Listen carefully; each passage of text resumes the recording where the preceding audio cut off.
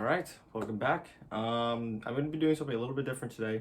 Rather than doing the kind of quick commentary, a lot of cuts, fast talking type videos that I've been doing recently, I'm going to be trying to do kind of a one take style where it's more of like a conversation and less fast paced information all the time. Just because it's starting to become a lot just to kind of have to edit all the time. It ends up taking me more time to edit the video than to prepare the whiteboard and start talking and all that stuff. So I wanted to just try something new and just basically take a more chill, relax. So I think it'd be a lot easier for me to one take it as opposed to when I'm talking really, really fast, how I stutter a lot and I have to cut a lot of it out because I'm just trying to fill up as much information as possible as fast as possible. So I'm gonna be trying to changing it up a little bit. So it's gonna be a bit of a slower pace. So if you enjoy it, please be sure to let me know.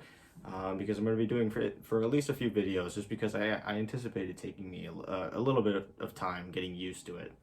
It's not necessarily an easy thing just to one take a video, or at least that's in my opinion. So anyways, jumping into it, I am just going to be going over the 18 TI-10 attendees. We finally have finished all of the qualifiers across every region.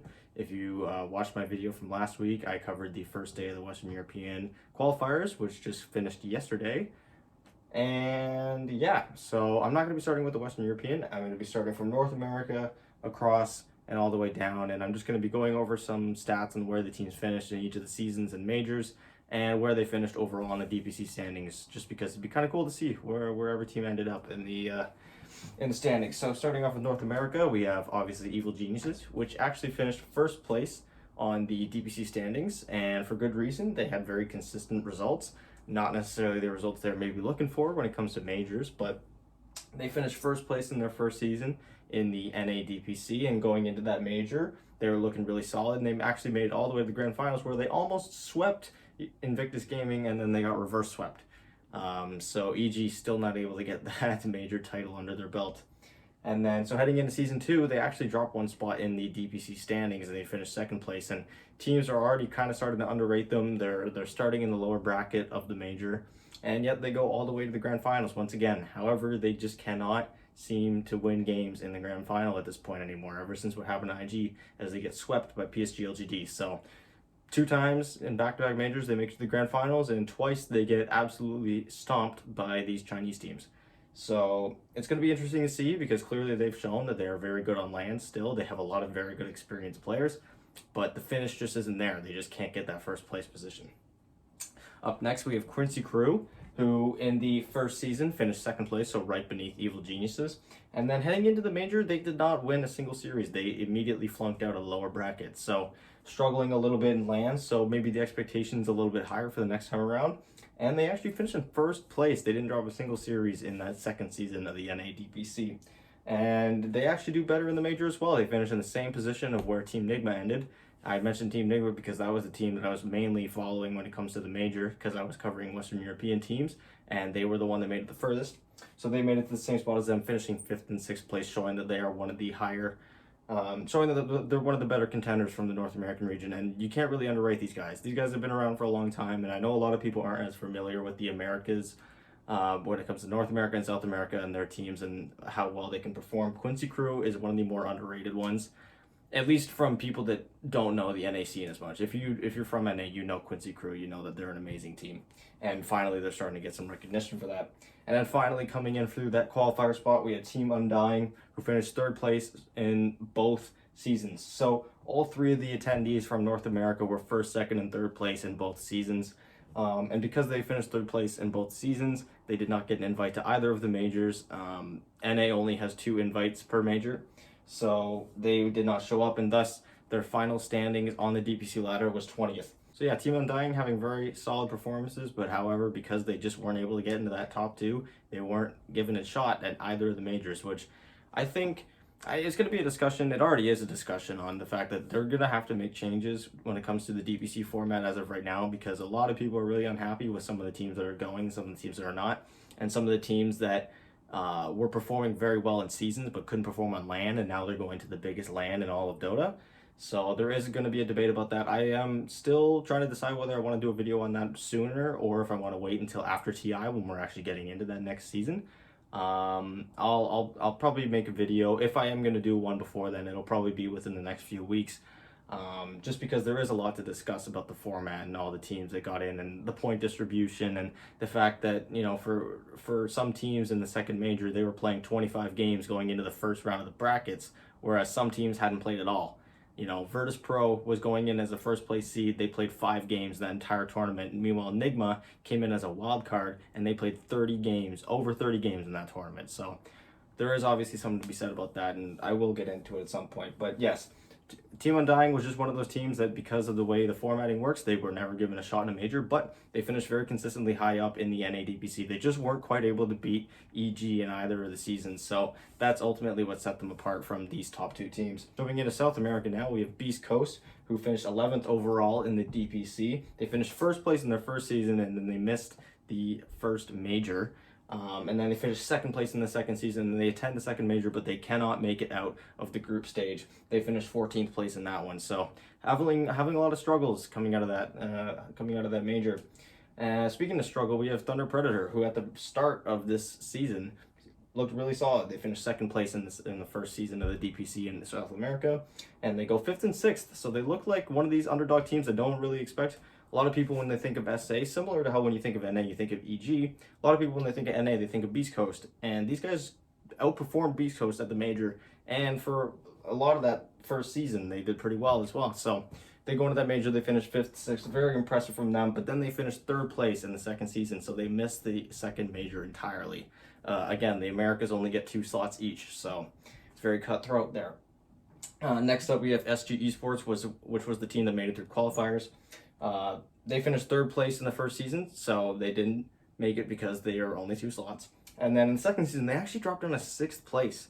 So they're one of the lower seed teams, almost getting relegated to the lower division, but they made it through qualifiers, and in that one, they beat Team Unknown 3-1 in the grand finals of the qualifiers. So you can see of these 3 teams from South America, there were only 2 occasions, one per team, which was Beast Coast and Thunder Predator, where they actually went to a major. Every single other time they missed it. So it's kind of interesting that they're kind of just making it, the first 2 teams, Thunder Predator and Beast Coast, are making it primarily just from points that they're getting from finishing top of the South American region in those DPC seasons. And then they don't really perform. I'm mainly talking about Beast Coast when I say this. They aren't really performing very well in lands, and yet they finished 11th seed and they don't even need to go through qualifiers. So again, formatting thing, something that's going to be discussed.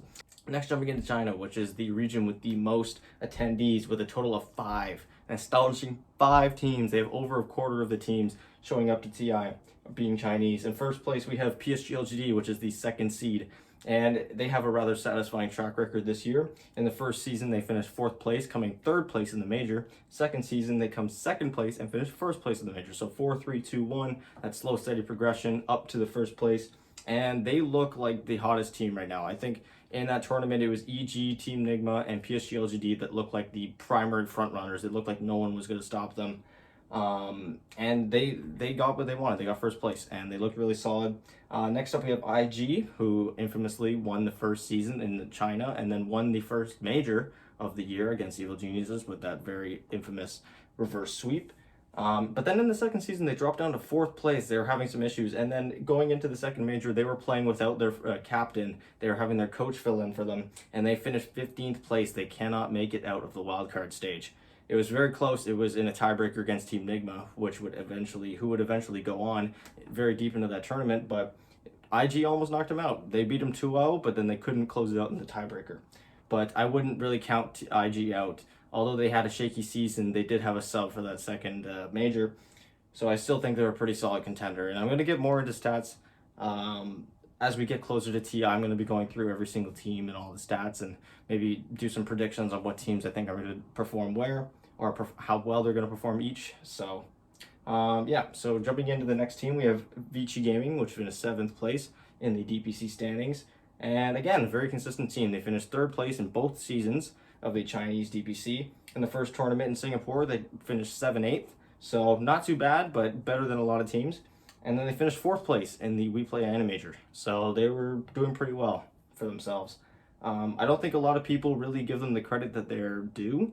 I think a lot of people just kind of blew off Vici Gaming because they were really popular for like about a year and a half, 2 years ago, and then they just kind of fell off, and I think a lot of people lost their credibility for Vici Gaming, but they're still one of the top teams in China, and there's a reason that they're going to TI from a 7th seed in the DPC. They're a very strong team. Speaking of strong teams, we have Team Aster now, who finished 9th place in the DPC, and they are also very consistent. However, they're not very consistent in lands, in a good way, that is. They finished 2nd place in the first Chinese DPC, and then they flunk out at 9th to 12th. So they flunk out of the first round of the lower bracket. And then in the second season, they finished 1st place of the DPC, and they flunk out in the same round in the land. So Team Aster showing that they're one of the strongest teams in China. They are the strongest team in China. But when it comes to lands, they just flunk out, and they just do not perform nearly as well as a lot of these other teams. For example, Vici Gaming, PSG LGD, and Invictus Gaming, who have all had very deep runs, and both of them, 2 of those teams have actually won the majors. So a few question marks there for Team Aster. They've got some work to do when it comes to performing in lands, but lucky for them, they've got quite a bit of time.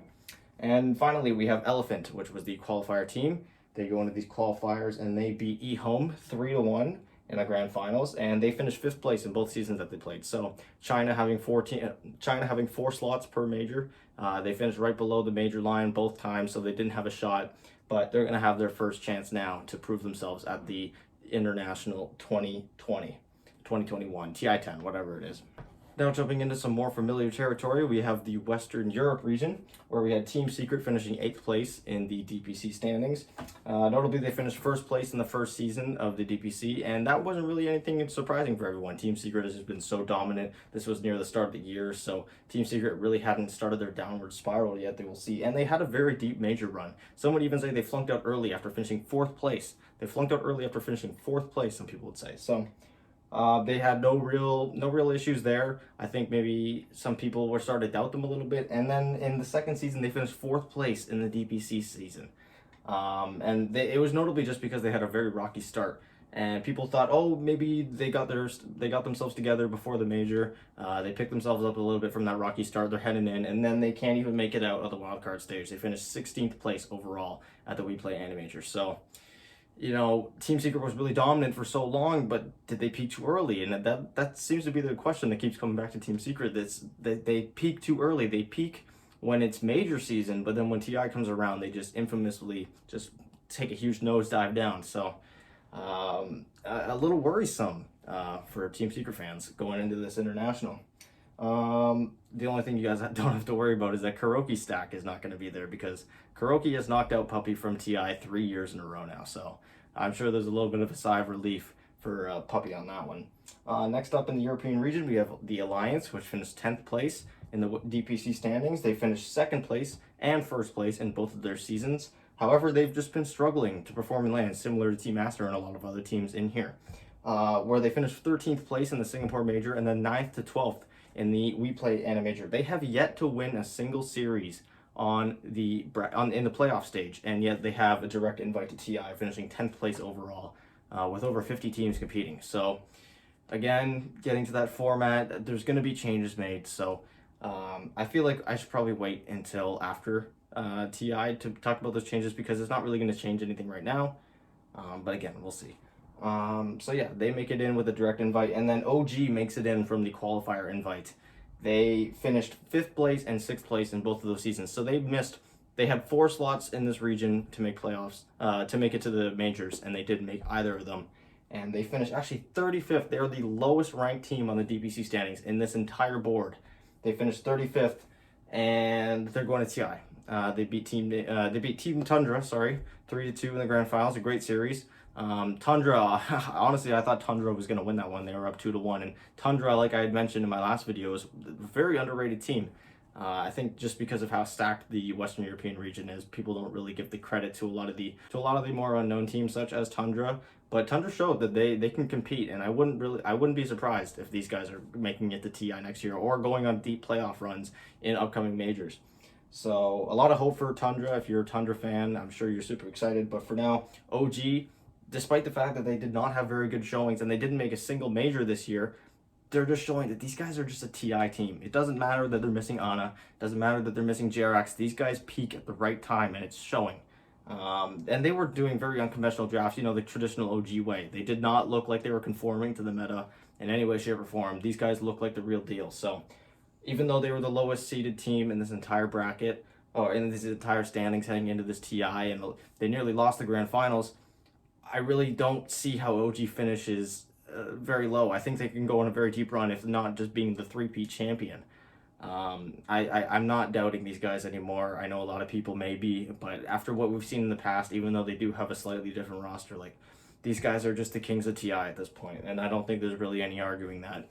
All right, next up, with 2 regions to go, we have the 2 regions that only have 2 teams each. So only 1 team per region made it from a direct invite, and then they had their qualifiers.